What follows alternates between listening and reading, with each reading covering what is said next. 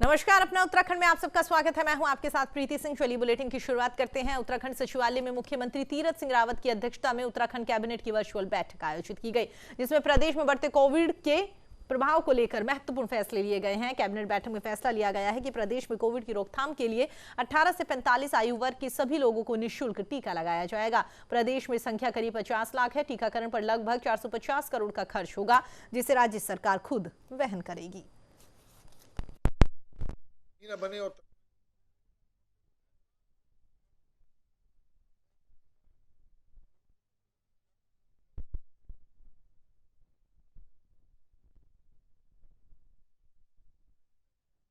तो आपको बता दें, कैबिनेट बैठक में जो महत्वपूर्ण निर्णय लिए गए हैं वो आपको ग्राफिक्स के जरिए समझाने की कोशिश करते हैं कि बैठक में क्या कुछ महत्वपूर्ण फैसले लिए गए। प्रदेश में कोविड संक्रमण की रोकथाम के लिए यहां पर निःशुल्क टीका लगेगा, ये फैसला लिया गया। साथ ही 450 करोड़ रुपए का खर्च यहां पर उत्तराखंड सरकार खुद वहन करेगी। साथ ही आपको बता दें 90% कोविशील्ड और साथ ही 10% कोवैक्सीन का टीका यहां पर लोगों को लगता हुआ नजर आएगा। सार्वजनिक स्थानों और परिसरों में मास्क ना पहनने पर यहां पर प्रशासन की ओर से जुर्माना भी वसूला जाएगा। जुर्माने की धनराशि में बढ़ोतरी कर दी गई है। 500 से यहां पर 700 रुपए कर दिए गए हैं। आपको यह भी बता दें कि राजकीय मेडिकल कॉलेजों में यहां पर आउटसोर्सिंग में कार्यरत 479 के आसपास जो लोग हैं उनको लेकर भी यहां पर फैसला लिया गया है। महाकुंभ हरिद्वार में स्थापित आधार चिकित्सालय यथावत रखा जाएगा।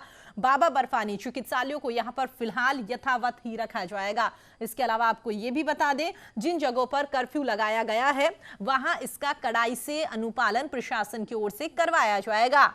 डीआईटी और साथ ही यूनिसन विश्वविद्यालय अधिनियमों में यहां पर मामूली चेंजेस किए गए हैं। प्रदेश में कोविड संक्रमण की रोकथाम के लिए यहां पर निःशुल्क टीका प्रदेशवासियों को लगता हुआ नजर आएगा, ताकि इसकी कमी ना बने और तत्काल ही उपलब्ध रहें। तो एडवांस पेमेंट के लिए ऑथराइज किया गया है। डायरेक्टर जो हमारे डीजी हेल्थ और डायरेक्टर मेडिकल एजुकेशन दोनों को इसके लिए ऑथराइज किया गया है। और इसमें कोई भी जो आपका अननेस्ट मनी और बैंक ड्राफ्ट को समाप्त करने का प्रावधान किया गया, ताकि बहुत शीघ्र ये चीज़ें राज्य को उपलब्ध हो सके और राज्य के लोगों को इसका लाभ मिल सके। इसके साथ साथ सचिन कुर्वे जो हमारे सचिव उद्योग हैं उनको अधिकृत किया गया है कि वो इन कंपनीज के साथ डिस्कस करके यथाशीघ्र इन वैक्सीन को राज्य के लिए उपलब्ध कराएंगे, ताकि राज्य के लोगों को इस संक्रमण से बचाया जा सके। प्रदेश में लगातार बढ़ते कोरोना के संक्रमण के बीच में पूर्व मुख्यमंत्री त्रिवेंद्र सिंह रावत ने यहां पर विधायक निधि से मुख्यमंत्री राहत कोष में 1 करोड़ रुपए देने की घोषणा करी है। मीडिया से बातचीत करते हुए पूर्व मुख्यमंत्री त्रिवेंद्र सिंह रावत की ओर से कहा गया, कोरोना लगातार पैर पसार रहा है, जिसकी रोकथाम के लिए अब भरसक कोशिश भी सरकार के द्वारा की जा रही है। और साथ ही हमने भी विधायक निधि से 1 करोड़ रुपए देने की यहां पर घोषणा करी, जिसे कोरोना की रोकथाम के लिए लगाया जाएगा। उन्होंने ये भी कहा कि इस महामारी में 1 करोड़ रुपए कोई बड़ी रकम नहीं है। हमारा उद्देश्य केवल जनता को जागरूक करना है। 1 करोड़ रुपया मैंने दिया है, ये इसलिए दिया है कि लोगों को विषय की गंभीरता समझ में आना चाहिए, प्राथमिकता समझ में आना चाहिए। इस महामारी की दौर में हमारी प्राथमिकता 2-4 किलोमीटर सड़क है या 2-4 लोगों की जान बचाना है, उस ओर मेरा ध्यान आकर्षित करने का मेरा मकसद है। मैं समझता हूं कि जहां उससे जनता का ध्यान भी आकर्षित होगा, विषय की गंभीरता भी उनके समझ में आएगी और एक कुल मिलाकर एक अवेयरनेस उसके कारण आए, इस मकसद से 1 करोड़ रुपये दिया गया है। इस महामारी में 1 करोड़ रुपये कोई बड़ी रकम नहीं होती है, कोई बड़ी रकम नहीं है, लेकिन एक कोशिश किया है मैंने। देहरादून स्थित बीजेपी कार्यालय में स्वर्गीय गंगोत्री विधायक गोपाल रावत को श्रद्धांजलि दी गई और इस दौरान सभी नेताओं ने गंगोत्री विधायक की ओर से किए गए कार्यों को याद करके भावपूर्ण श्रद्धांजलि अर्पित करी। इस मौके पर सीएम तीरथ सिंह रावत ने स्वर्गीय आत्मा की शांति के लिए प्रार्थना करते हुए कहा कि उत्तरकाशी जिले के एक डिग्री कॉलेज का नाम गोपाल रावत के नाम पर किया जाएगा। वहीं पर बीजेपी प्रदेश अध्यक्ष मदन कौशिक की ओर से कहा गया, गोपाल रावत जी वास्तव में क्षेत्र के प्रति हमेशा से ही संघर्षशील रहे हैं और उनके अमूल्य योगदान को हमेशा याद रखा जाएगा। इस दौरान सीएम तीरथ सिंह रावत, पूर्व सीएम त्रिवेंद्र सिंह रावत, प्रदेश अध्यक्ष मदन कौशिक और साथ ही तमाम बीजेपी के नेता कार्यकर्ता मौजूद रहे। अरे ये मैं यही कहूंगा कि ये जो 5 वर्ष थे हमारे लिए वास्तव में एक बहुत ही दुर्भाग्यपूर्ण, मैं कहूँगा कि हमारे 4 होनहार विधायक हमारे बीच में से चले गए। और आज हम लोगों ने जो हमारे उत्तर काशी गंगोत्री के विधायक थे गोपाल भाई, वो हमारे बीच में नहीं रहे। आज उनका श्रद्धांजलि की कार्यक्रम यहाँ पार्टी के द्वारा आयोजित हुआ। और गोपाल जी जो वास्तव में एक क्षेत्र के लिए संघर्षशील थे, उन्होंने जीवन में भी अंतिम समय तक संघर्ष किया बीमारी के साथ, लेकिन अंततः वो हार गए। लेकिन उन्होंने जो एक क्षेत्र का संघर्ष किया, वो संघर्ष उसी रूप में क्षेत्र में दिख रहा है। विकास की दृष्टि निश्चित रूप से आगे बढ़ रही है। विधायक रहे गोपाल रावत जी हमारे बीच में नहीं रहे और उनको श्रद्धांजलि देने सारे कार्यकर्ता उपस्थित रहे। गोपाल जी एक संघर्षशील और अपने क्षेत्र के लिए विकास के प्रति जो उनकी निष्ठा थी उसको भुलाया नहीं जा सकता है। छात्र जीवन से ही वो सक्रिय रहे। राजधानी देहरादून समेत अन्य जगहों पर सोमवार शाम 7 बजे से कोविड कर्फ्यू लागू कर दिया जाएगा। इसको लेकर पूर्व मुख्यमंत्री त्रिवेंद्र सिंह रावत की ओर से कहा गया, कोरोना संक्रमण जो इस वक्त सुनामी का रूप ले चुका है, उसके लिए बड़ा कदम उठाना अनिवार्य था और इसी बात को ध्यान में रखते हुए सरकार की ओर से यहां पर कर्फ्यू लगाया गया। उन्होंने ये भी कहा कि मुख्यमंत्री तीरथ सिंह रावत के साथ इस बात पर चर्चा की गई है और जल्द ही इसका परिणाम अगले कुछ दिनों में सबके सामने देखने को मिलेगा।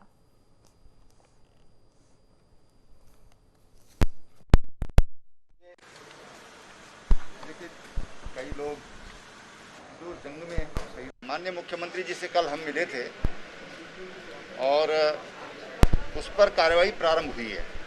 ये बहुत अच्छी बात है। इसके परिणाम आपको आने वाले 5-6 दिन में मिलेंगे। लेकिन मेरा ये मानना है कि जो दिशा निर्देश कल जारी हुए हैं उनको बहुत सख्ती से पुलिस प्रशासन को लागू करना पड़ेगा।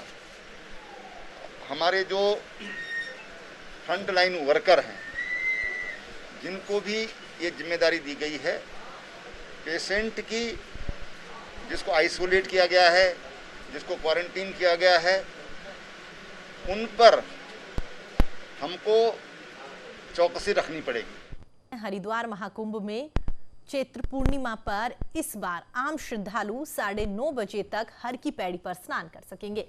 इसके बाद हर की पैड़ी क्षेत्र जो है वो संतों के शाही स्नान के लिए रिजर्व हो जाएगा। सबसे पहले निरंजनी अखाड़े के संत यहां पर शाही स्नान करेंगे और इस दौरान हाईवे को भी खुला रखा जाएगा। हालांकि जब जुलूस हाईवे पर पहुंचेगा तो कुछ देर के लिए यातायात को रोक दिया जाएगा।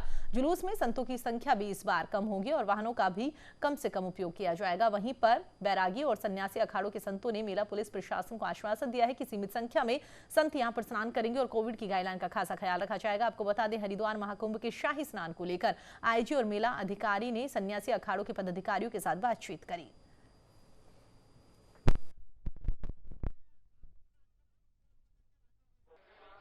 जी का वो सूक्ष्म रूप में लोग जाएंगे और जो है वहाँ पूजा पद्धति करेंगे, हनुमान जी के जो है स्नान कराएंगे और इसके बाद सब अपना अपना जो है छावनियों में आ जाएंगे। जैसे कि जो है और शाही स्नान में गए थे तो इसमें बिल्कुल कम से कम मतलब कि ना के बरोबर, और वो भी गवर्नमेंट की जो गाइडलाइन है, आज देश दुनिया में कोरोना काल चल रहा है, उसको देखते हुए जो है शाही स्नान करेंगे। और जो पंचायती अखाड़े की ओर से 27 अप्रैल हनुमान जयंती कुंभ का जो है अंतिम शाही स्नान किया जाएगा। उसमें हमारे लगभग 100 साधु रहेंगे, हमारे आचार्य जी रहेंगे और हमारे देवताओं को ले जा करके संक्षिप्त रूप में हम लोग कोरोना के महामारी के देखते हुए और केंद्र सरकार और राज्य सरकार की गाइडलाइंस का पालन करते हुए स्नान के बाद कोई भी स्नान पर्व या शाही स्नान नहीं रहता है, तो एक तरह से एक पूरे कुंभ की समाप्ति की भी विधिवत घोषणा उसके बाद होगी। अखाड़ा परिषद के साथ जो पूर्व में बैठक हुई थी और बैठक के बाद जो अखाड़ा परिषद के बाद जो सहमति बनी थी वो चौथे शाही स्नान की थी, जिसमें कि उनके द्वारा पार्टिसिपेशन था। व्यक्तिगत अखाड़ों की अपनी अपनी अलग अलग राय हो सकती है, लेकिन परिषद के रूप में जब 13 अखाड़ों के प्रतिनिधि के द्वारा जो भी निर्णय प्रशासन के साथ, शासन के साथ हुआ है, और उसी को हम लोग मानते हैं और उसी के लिहाज से हमने अपनी व्यवस्थाएं रखी है। इसमें यदि व्यक्तिगत कोई अखाड़ा पार्टिसिपेट नहीं होता है वो उनका व्यक्तिगत एक निर्णय है, लेकिन हम लोग अपनी पूरी व्यवस्था 13 के 13 अखाड़ों की रखेंगे और समान रूप से रखेंगे। पहाड़ में कोरोना संक्रमण भले ही दिन प्रतिदिन बढ़ता हुआ नजर आ रहा हो, लेकिन अभी भी रुद्रप्रयाग जिला मुख्यालय में मैदान से गांव लौट रहे लोग सोशल डिस्टेंसिंग की धज्जियां उड़ा रहे हैं। जिला मुख्यालय से गांव जा रहे वाहनों में लोगों को ठूस ठूस कर भरा जा रहा है, जबकि प्रशासन की ओर से केवल 50% सवारियां ही भरने के निर्देश दिए गए हैं। ऐसे में कोरोना संक्रमण का खतरा और भी बढ़ जाता है। दोपहर 2 बजे तक जिला मुख्यालय बाजार में जमकर भीड़ लग रही है। वहीं पर पुलिस केवल दुपहिया वाहनों के चालान काटने तक ही सीमित है। साथ ही पुलिस सोशल डिस्टेंसिंग का यहां पर पालन करवाने और गाड़ी के नियम अनुसार सवारियां बैठाने को लेकर काफी निष्क्रिय बनी हुई नजर आई। कोई भी ये कहने को तैयार नहीं कि भाई ये भीड़ काहे को है और इतनी भीड़ गाड़ियों में क्यों, जबकि पहले कह रहेगा 50% लोग बैठेंगे, मगर गाड़ियां फुल जा रही है। इससे कोरोना बढ़ने की कगार पे ज्यादा है और मुझे लगता है कि इससे बीमारी ज्यादा बढ़ेगी और खतरा ज्यादा है। इसके लिए प्रशासन जिम्मेदार है, प्रशासन को इस पर पहल करनी चाहिए। चमोली जिले के वाण गांव में स्थित लाटू देवता मंदिर के कपाट पूरे विधि विधान के साथ श्रद्धालुओं के लिए खोल दिए गए हैं। वहीं पर कपाट खुलने पर भक्तों ने लाटू देवता की पूजा अर्चना करके पुण्य अर्जित किया और इस मौके पर पर्यटन मंत्री सतपाल महाराज ने देवता की पूजा अर्चना करते हुए देश और प्रदेशवासियों को कोरोना महामारी से बचाने की कामना करी। उन्होंने आम जनता से भी कोविड के नियमों की पालना करने की अपील करी। अपने देश और परिवार को स्वस्थ रखना है तो हम सबको वैक्सीन जरूर लगानी है।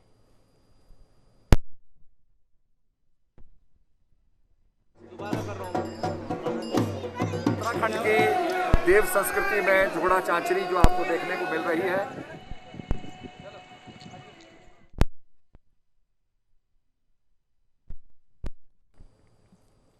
चमोली जिले में कोरोना महामारी के चलते 10 मई से होने वाली सिखों की पवित्र हेमकुंड साहिब की यात्रा स्थगित कर दी गई और यह फैसला गुरुद्वारा प्रबंधक हेमकुंड साहिब मैनेजमेंट ट्रस्ट की ओर से लिया गया है। बैठक में इससे पूर्व हेमकुंड के कपाट खोलने को लेकर प्रशासन और हेमकुंड गुरुद्वारा ट्रस्ट यात्राओं को सुगम और सफल बनाने की तैयारियों में जुटे हुए थे, जिसके लिए यात्रा के रास्तों पर जमी बर्फ को हटाया जा रहा था, जिसके लिए सेना के जवानों की यहां पर सहायता की जा रही थी। लेकिन कोरोना के बढ़ते संक्रमण के कारण यात्रा को स्थगित कर दिया गया।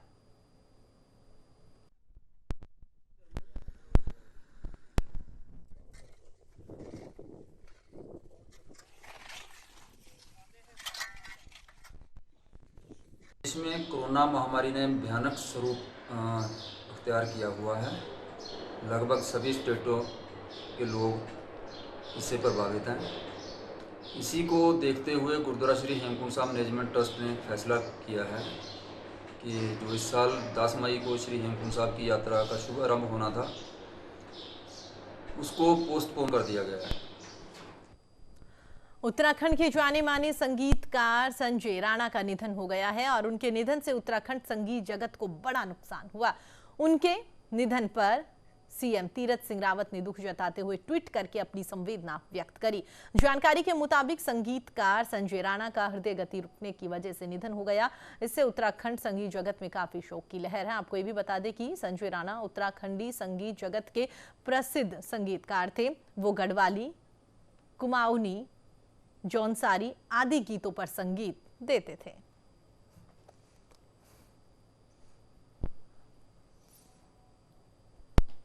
कांग्रेस प्रदेश उपाध्यक्ष सूर्यकांत धस्माना ने उत्तराखंड सरकार पर जमकर निशाना साधा। उनका कहना है कि सरकार भले ही लाख दावे कर ले, अस्पतालों में उचित इंतजाम किए गए हैं, लेकिन ऐसा है नहीं। उन्होंने कहा कि राजधानी देहरादून के सभी बड़े अस्पतालों में मरीजों के लिए एक भी बेड खाली नहीं है, जिससे परेशान कई लोगों ने सीएम से फोन पर मदद की गुहार लगाई। वहीं पर राज्य में ऑक्सीजन और साथ ही रेमडेसिविर इंजेक्शन भी नहीं है, जिसके चलते उन्होंने तत्काल व्यवस्थाओं को सुधारने की बात कही। सरकार के लाख दावों के बावजूद पूरे देहरादून राजधानी समेत पूरे राज्य में जो कोरोना की स्थिति है वो नियंत्रण से बाहर है। इस समय आज की तारीख में पूरे राजधानी के किसी भी अस्पताल में, सरकारी दून अस्पताल से लेकर के कोरोनेशन से लेकर के निजी अस्पतालों में, बड़े अस्पताल जितने हैं चाहे वो जॉली ग्रांट हॉस्पिटल हो, चाहे महंत इंद्रेश हो, चाहे मैक्स हॉस्पिटल हो, चाहे सिनर्जी हो, चाहे आरोग्य धाम हो, चाहे अरिहंत हो, किसी भी अस्पताल में एक भी बेड, एक भी बिस्तर जिसमें ऑक्सीजन युक्त बेड हो, आईसीयू हो या वेंटिलेटर हो, आज की तारीख में अभी तक कोई भी बेड अवेलेबल नहीं है। मैं सारे डॉक्टर्स से, सारे तमाम इनके प्रबंधन से बात कर चुका। उत्तराखंड में देहरादून, पौड़ी, ऋषिकेश समेत प्रदेश के 8 शहरों में 1 हफ्ते का कोविड कर्फ्यू लगा दिया गया है और यह कर्फ्यू 3 मई तक रोज शाम 7 बजे से सुबह 5 बजे तक लगा रहेगा। कुमाऊं में, हल्द्वानी, रामनगर, लालकुआ, टनकपुर और साथ ही बनबसा में कोविड कर्फ्यू लगाया गया है। वहीं पर पौड़ी जिले में पौड़ी गढ़वाल के नगर निगम, कोटद्वार और साथ ही नगर पंचायत, जोग, स्वर्गाश्रम और साथ ही लक्ष्मण झूला क्षेत्रों में यहां पर पूर्णतः कोरोना कर्फ्यू रहेगा और यह कर्फ्यू आज यानी कि 26 अप्रैल की शाम 7 बजे से 3 मई सुबह 5 बजे तक लागू रहेगा। इस संबंध में जिलाधिकारी की ओर से रविवार रात को आदेश जारी किए गए हैं।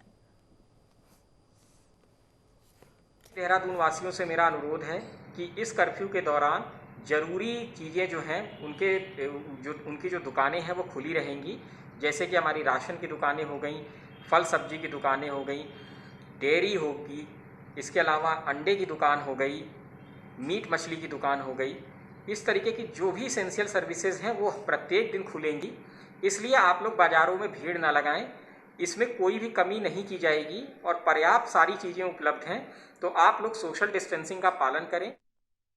पौड़ी जनपद में लगातार बढ़ रहे कोरोना के मामलों को देखते हुए अब शासन की ओर से निर्देश जारी किए गए हैं। निर्देशों के मुताबिक पौड़ी में भी मरीजों के लिए बेडों की संख्या में इजाफा किया जाएगा और इसको देखते हुए जिला अधिकारी पौड़ी डॉक्टर विजय कुमार जोगदड़े की ओर से यहां पर जिला चिकित्सालय पौड़ी में ही डेडिकेटेड कोविड हेल्थ सेंटर की शुरुआत की जा रही है, जिसका आज स्वास्थ्य विभाग की टीम के साथ में निरीक्षण किया गया।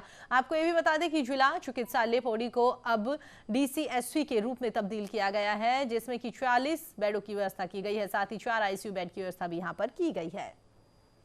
कोविड में जो संक्रमण का संख्या बढ़ रहा है उसके वजह से लगातार हम लोग को बेड की व्यवस्था बढ़ाने की जरूरत महसूस हो रहा है।